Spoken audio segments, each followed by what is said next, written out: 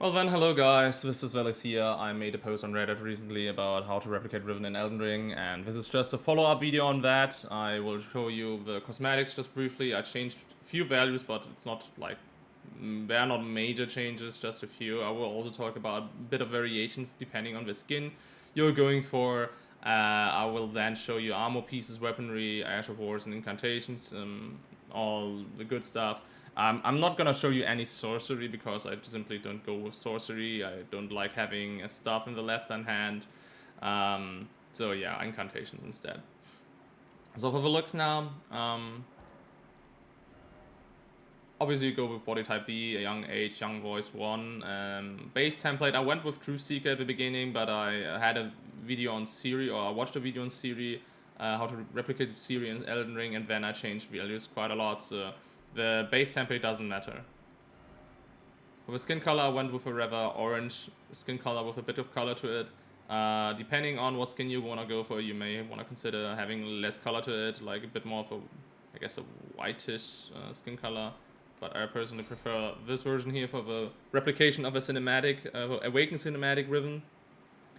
For the hair, for the face structure, go with 6. And then I will just show you the values here, and you can pause the video if you want to. I wouldn't recommend changing any of those values if you want to have some look which is close to the one I go with.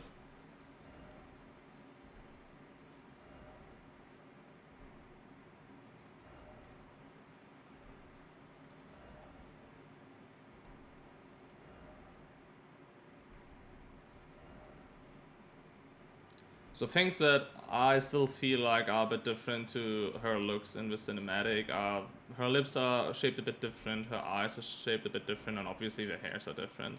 But you cannot do a lot about the last part. But for the hair, I went with 23. I guess most skins have something which is rather close to 23. Championship Riven, Sentinel Riven may have a bit different hair, so you might want to consider 18, 21, 22, 20, 25, 26, I guess. And then you may want to change the hair color. I went with strict white hairs here, but obviously Championship Riven has blonde hairs. And one of her skins has rather purplish hairs. So yeah. I would recommend having a high value in root darkness, but you may want to change that up. Just for a bit of variation, I think it's nice to have.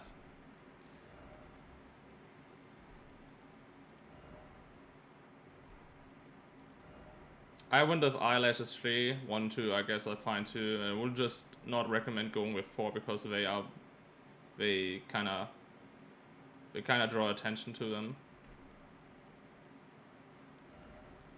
For the eye color, I went with orange reddish eye color. I don't think that depends on the skin, but yeah, maybe there's some skin where her eye color is different, so yeah. Maybe you want to internalize that. Importantly here, for the skin features, dark circles. She only has dark circles or dark color around her eyes in the cinematic. In the baseline skin, she may just have eyeliner, and all the other remaining skins, she doesn't have either of them. But if you want to replicate the cinematic look, I would recommend having dark circles over having a tattoo across her eyes and nose, because I will prefer to have a scar on her left hand cheek. So yeah, eyeshadows, they complement the dark circles. I wouldn't go too high values with the dark circles, just as a reminder, because it may look a bit weird in the game, even though it may look nice here in this editor. Then for the cheeks, I'll have some cheek color going on here to give a bit more variation to her overall skin look, I guess. And I desaturated her lips a bit with a dark gray lipstick. For the tattoo, I went with something which is in between white and her skin color. I mean, that's kind of what scars just look like in general. And yeah, you may want to consider 4, 13, and 29 if you want to replicate the scar. 13 is interesting if you don't want to have that scar on her left cheek, but instead you want to have that black bar across her eyes. Obviously you need to change the color, you need to change the position of it, but yeah, for those of you who don't want to have a left-hand scar, but whoever want to have more of that black eyes look, yeah, you want to consider this tattoo here. Now for the body, I would just recommend in general to have a low value of abdomen and a high value of chest, given that value of abdomen. Other than that, I guess it's just up to preferences. But I think a V shape makes sense, and she has a petite figure just in general. You could go with muscular physique. I went with average standard physique because I preferred it, just in terms of the look. And that's it. Now for the status, I actually resetted my values just recently in order to make all incantations and swords work. I usually don't have those high values of intelligence, but if you want to replicate the championship Riven, Dawnbringer Riven, and Pulsar Riven skins, you need those high values of intelligence because the swords require you to have them. But other than that, I usually only have a value of intelligence around maybe 15 to 20. And there, instead of that, I have more higher values on endurance and vigor, and the faith. I just keep it at 42, so all my abilities work. But I personally don't go much higher than that. Now for the armory, weaponry, I'm not gonna talk about where you get those pieces. You should check that yourself. Most of the chest armor pieces, however, are found in the later stages of the game. So up until then, maybe you want to go with a vagabond build, and then you can find your way from there. I don't know. I guess early stages vagabond. If you remove the chest armor piece of vagabond, it looks kind of close, I guess. With the long leg armor pieces of it. But other than that, most of the stuff is found in the later stages of the game. So the first armor set I want to show you is the one which replicates her baseline skin and the Awakening cinematic version of her. I couldn't get closer than this, but I think it looks nice. Just in general, Zamo armor is the best armor if you just want to have one armor to replicate everything. But if you are open to changing up individual pieces, I think the Bandit Manchets and the Champion Gators are good, better substitutes to her gauntlets and black armor pieces. Now, if you want to replicate her dragon skin, if I recall it correctly, you want to have a bit more of a red color theme to it. I think it's okay. It's a Drake Knight armor altered. You don't need to alter it. I just personally prefer it that way. Zama bracelets and the Brave Perfumer trousers. If you want to replicate her Pulsar Pulsar Championship and Dawnbringer skin, I would recommend the Fingerprint armor, the Exile gauntlets, and the Black Knight greaves. They all have a bit of a blue touch to them, and obviously you have a bit more armor here going on than compared to Dawnbringer Riven, that you don't get the tight pants of Dawnbringer Riven. So this is the closest you can get. It's not like heavy armor, but it definitely has a nice look to it, a reasonable look to replicate Riven. Now the next armor pieces and armor sets I will show you, they don't replicate anything, but I just think they are interesting. The first one just exaggerates her petite figure. Obviously you don't wear as much armor as you do for the other armor sets I showed you. The sleeves are maybe rather on the long side, but I guess some of you may understand why I recommend this set as well. It kind of reminds me of her baseline skin and a bit of her Sentinel skin. So yeah, Nox Swordstress armor, altered gold bracelets, and Perfumer Sarong. I don't think you have to alter it because her cape looks nice too, but well, I did. Now the next set, it just looks nice from my point of view, but it doesn't replicate anything, not even close to anything. Maybe it's close to something which is gonna be published in the future. But if you go for Golden Order ending, I guess this may be interesting for you and your ideology, I don't know. Now the last set, I actually go with this set here.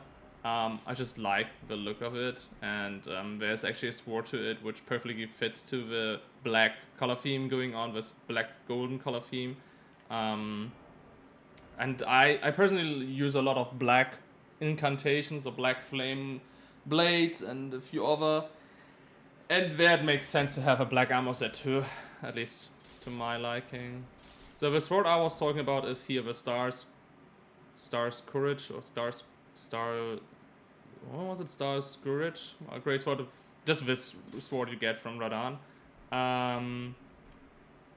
Yeah, it actually has the best shape from my point of view to replicate Riven. Unfortunately, you always have two swords of them, and the sword also has very slow animations because it's a colossal greatsword.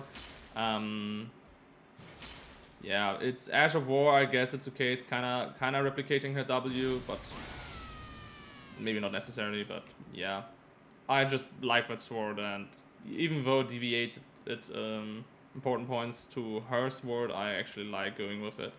Now, regarding Ash of Wars, I may wanna squeeze that in here. I think the best swords that you can, generally speaking, infuse with Ash of Wars and look nice are the Butchering Knife, which is actually a great axe, and the Serpent God Curved Sword, which is a curved sword. The three Ash of Wars that I recommend considering are Lion's Claw, which is like her third Q. Wide Strikes, which actually can replicate each of the three Qs. Like, the base ability is not interesting, but once you do a normal attack, it replicates her first and second Q. And if you do a heavy attack instead, you have a third Q. And Bloodhound Step isn't interesting if you want to go for an agile, stealthy kind of build, because it's like quick step, but you get invisible for a short time. Now, the Butchering Knife doesn't have the best auto attack, so I would say the abilities are even more important, which, well, I actually go with two Butchering Knives for two different Riven abilities, and then I just spam the skills, which is why you may want to consider having more mind than I have, if you want to do that. The curved sword here has better animations, much better animations, very fast animations, very agile animations, so I guess if you want to go for an agile build, this is the best sword you can get. Even though it may look a bit weird, but I think it kind of replicates a broken sword to some extent. Now, if you want to go for the dragon skin, and if for that reason you want to find swords which have some red color to them, I guess you can go with Magma Blade, Ordovis Greatsword, and Regalia of Eoshade. I'm not sure how to pronounce that. I'm not a native speaker, so by any chance, I'm sorry for any occasional error. Their Ash of Wars aren't the greatest, like they're not replicating anything. I mean, here for the Magma Blade it's just Magma Shower. For the Greatsword it's basically spin, I don't know, it reminds me of more of Sword of Online. And this one here, oh wait. This one is just throwing you blade and getting it back. So yeah, the Ash of Wars aren't the best, but the Magma Blade has fast animations that you may want to consider. Also very nice heavy auto attacks, very agile. The Greatsword it's a normal Greatsword, so the normal attacks are okay. The heavy attacks, however, they are very slow. The last sword is a straight sword, so also here the animations are fast. I'm not sure about the heavy attacks. Yeah, you make a thrust, so I don't know. I'm not a fan of that. Some may argue that it replicates her critical auto attacks, but yeah, I guess that's all just up to preferences. If you want to replicate her blue skins, like the Pulsefire skin, the Dawnbringer skin, and the Championship skin, I think 3 great swords you want to consider, even though 2 of them are colossal swords, are the Troll Knight Sword, the Royal Great Sword, and the Darkmoon Great Sword. Now, the Troll Sword just looks nice. It's Ash of War is not that great, and as I mentioned, Colossal Great Swords specifically have very slow animations, unfortunately. Now, the Royal Great Sword has the same animations for the normal attacks, but its Ash of War for some reason is very agile. Like, you make a jump, which is kind of like a third Q, and use an ice ability, which I kind of find hilarious. That combination is kind of weird, but I'm not sure whether you can whether you can replicate this Ash of War. I'm not sure. I never tried it actually, but yeah, a sword you may want to consider. But the best blue sword definitely is the Dark Moon Greatsword. It has the normal Greatsword animations, which are okay, as I mentioned before. Its ability is just you are charging up her sword, and then if you do heavy attacks, and I think just the passive look of it now looks nice. And if you do heavy attacks going on from here, you have a wind slash, and I think this is the best wind slash you can get if you don't use sorcery. But obviously for this sword you need a high value of intelligence. It's like 38. So if you already have this sword going on, I guess you don't really mind having sorcery instead of incantations. But I personally went with a build using incantations. Now, if you don't want to wield a greatsword, I guess a Wing of Steel is the best thing right after that. It has very fast normal attacks, and its heavy attacks have some wind slash to them too. Its Ash of War is not the most interesting, I guess. I mean, it's kind of fancy, but it doesn't really replicate anything. The Alabaster Sword, it has normal Greatsword auto attacks. Its ability is kind of like Gravita. So I don't know, some may consider it to be kind of close to a W, but I don't think so. The Korean Knight Sword is a bit thin, so maybe some of you don't like it for that reason. It has normal auto attacks for a straight sword. Its heavy attacks are okay. And it has a vertical wind slash ability, which, yeah, I think it's still kind of nice to have. I guess you can get it, or you can get this Ash of War already in Stormvale Castle. But yeah, it's a vertical wind slash instead of a horizontal one. Yeah, the last two swords I want to show you.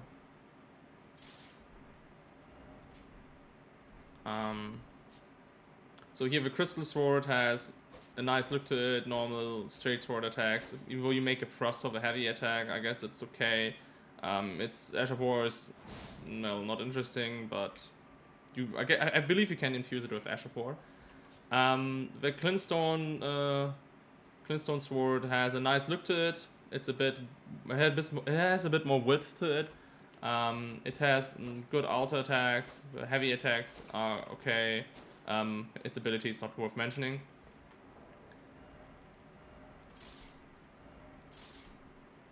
So yeah, my personal favorite is going with 2 butchering knives and then with a Star's Courage Greatsword. So I allow myself to have very slow auto attacks.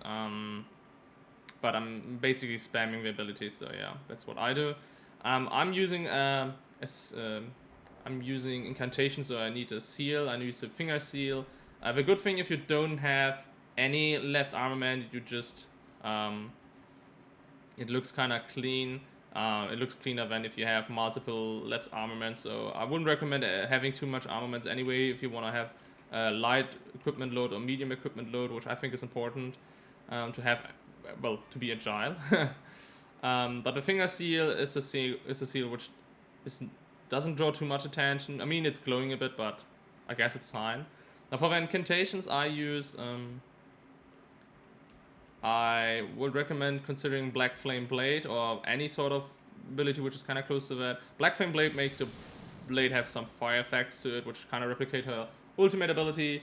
This one is in black, obviously, but there's poison, there's blood, there's fire, and holy damage incantations to strengthen your sword, and each of them have different color themes going on. Now, Black Flame Protection is kind of like her her shield. There are also different incantations which replicate this with a different color.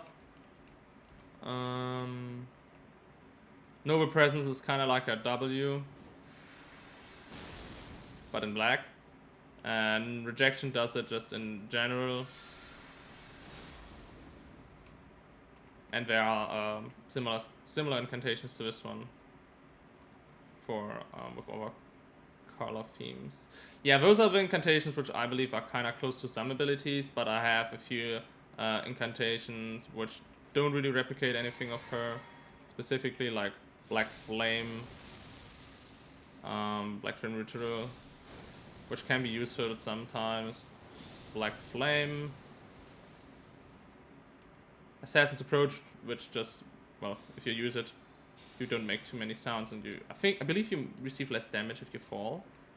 But yeah, kind of interesting for those of you who want to make would want to replicate her agile theme and maybe even some stealthy part to it. If you want to use this alongside Bloodhound Step, I guess it makes sense to have straight or curved swords instead of those butchering knives. So Lord's Aid is just it alleviates blood loss and a lot of other things. I mean, I don't have to explain each ability, but Bestial with Vitality helps you to regenerate health. And yeah, that's it. Now for the Flask, for Mixed Flask, I went with I wanted to change the equipment load and the efficiency of the roll dodges. Oops. Yeah, here. So Windy Crystal tier and Wing Crystal tier achieve that, but yeah, feel free to do whatever you want, I guess. But importantly, if you have the Wing Crystal tier, for that time being, you definitely do light load. You definitely have light load equipment for that duration. So I don't know if you have a boss fight going on, and at the end you want to have fast rolls. This is kind of interesting.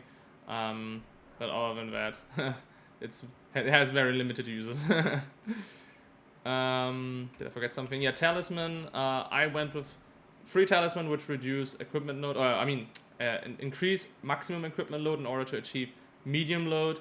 So I have Erdtree's Favor, Radagon Sword Seal, and Greatjar's Arsenal. The last one is the one which raises the equipment load the most. And if I don't have this Greatsword, I already have light load going on here. And the last talisman that I have is Shard of Alexander, which makes sense if you use butchering knives, because if you use butchering knives, you will spam the abilities, and this talisman just boosts the attack power of skills.